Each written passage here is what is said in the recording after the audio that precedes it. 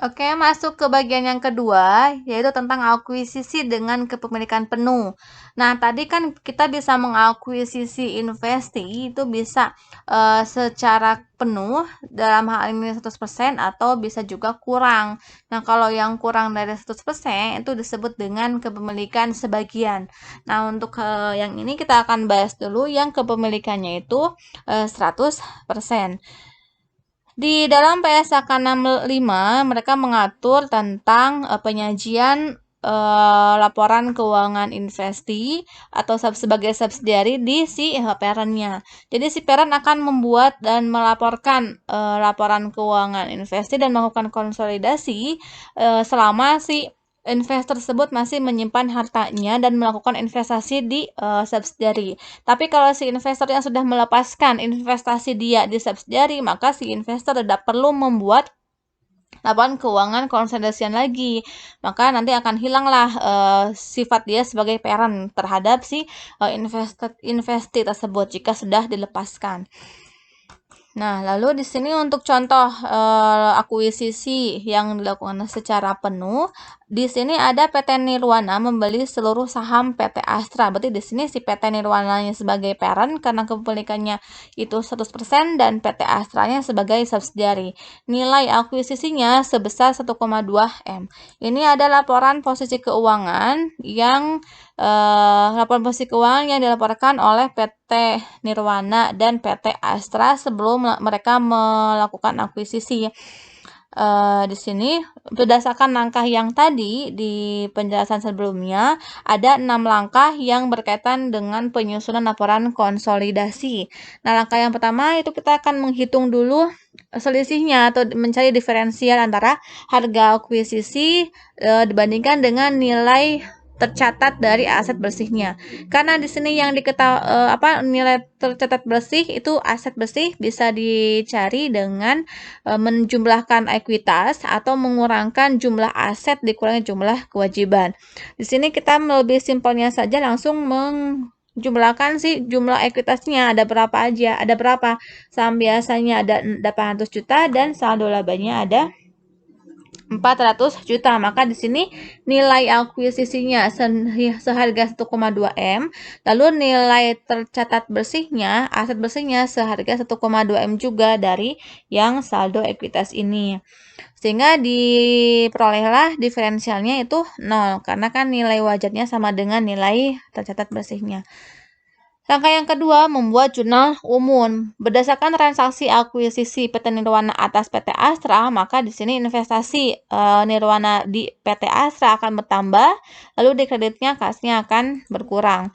Nah, setelah itu, kita kan kalau jurnal umum berdasarkan siklus akuntansi yang normal, itu kan bisa membuat laporan keuangan. Karena datanya yang adanya itu hanya laporan posisi keuangan saja, maka kita bisa mulai membuat laporan posisi keuangan sesaat setelah dilakukannya kombinasi bisnis itu.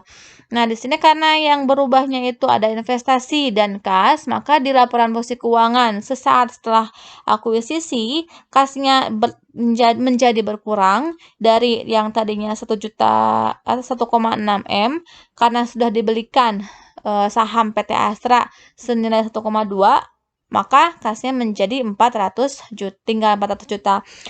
Sedangkan yang investasi pada PT Astranya itu bertambah di laporan posisi keuangan. Ini setelah akuisisi. Tapi kalau sebelum akuisisi ini investasi pada PT Astra tidak ada.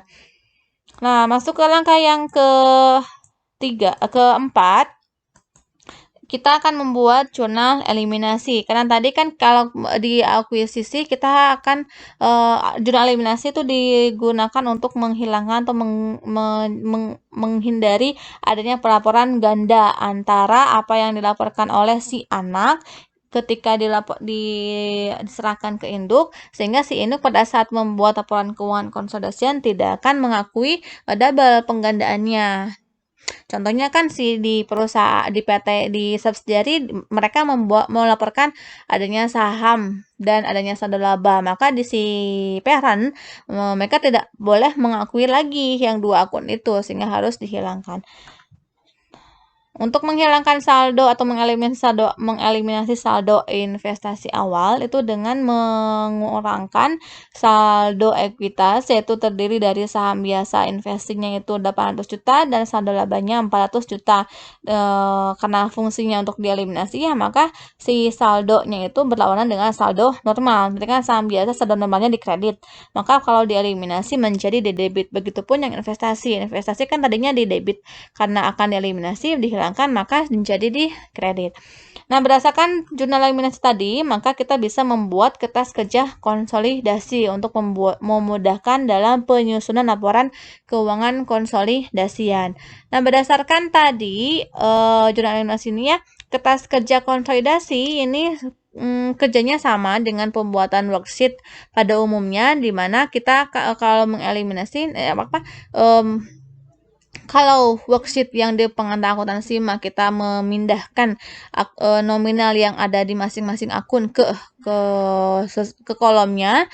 Ada yang masuk ke income statement, ada yang masuk ke statement of financial position, ada yang masuk ke adjusted balance. Nah, kalau sepertinya di laporan keuangan konsolidasi ini kan karena gabungan, maka kita akan menjumlahkan data yang ada di parent dan menjumlahkan data yang ada di anak, serta menyesuaikan apa saja yang dilaporkan di jurnal eliminasi, sehingga nanti akan dimuncullah saldo konsolidasiannya berapa. Nah, karena di sini saldo jurnal eliminasinya baru ada 3, maka kita bisa langsung memasukkan ke kertas kerja konsolidasian, di mana saham biasanya kita akan dilaporkan ke bagian kolom jurnal eliminasi, di debit sesuai dengan saldo yang di jurnal eliminasinya. Saldo labanya juga kan kita laporkan debit sesuai dengan akunnya masing-masing. Lalu untuk investasinya juga sama. Nah, untuk menghitung konsolidasian itu harus mengacu ke saldo normal masing-masing akun. Berarti di sini kita harus hafal saldo normal yang alere. Mana yang termasuk ke aset, mana yang masuk kewajiban, mana yang masuk ekuitas, revenue, dan expense. Nah, kalau aset itu kan pasti akan menambahnya tuh di debit. Kalau kewajiban, pendapatan, serta modal itu akan menambahnya di kredit. Maka di sini setelah dijumlahkan si PT Nirwana dijumlah dengan Astra, lalu disesuaikan dengan jurnal eliminasinya, dapatlah jumlah konsolidasian. Kalau ini kan investasi akan masuk ke aset ya, sehingga ketika digabungkan di konsolidasian, PT Nirwana ditambah dengan PT Astra dikurangkan dengan kredit karena posisi investasinya di kredit. Kalau posisi investasinya di debit, maka itu dijumlahkan. Begitupun yang saham biasa, karena saham biasa ini dieliminasinya itu di debit, ini kan berlawanan dengan saldo normalnya, sehingga harus dikurangkan. Si Nirwana ditambah Astra dikurangkan dengan yang dieliminasinya, dapatlah jumlah di konsolidasiannya. Maka ini tuh jumlah yang nantinya akan dilaporkan di laporan keuangan konsolidasian. Sehingga dari kertas kerja yang tadi itu kita bisa masuk ke langkah yang ke-6, membuat laporan posisi keuangan setelah konsolidasi. Maka di sini terbentuklah LPK yang nantinya akan dipublish di Bursa Efek atau bisa digunakan oleh stakeholder.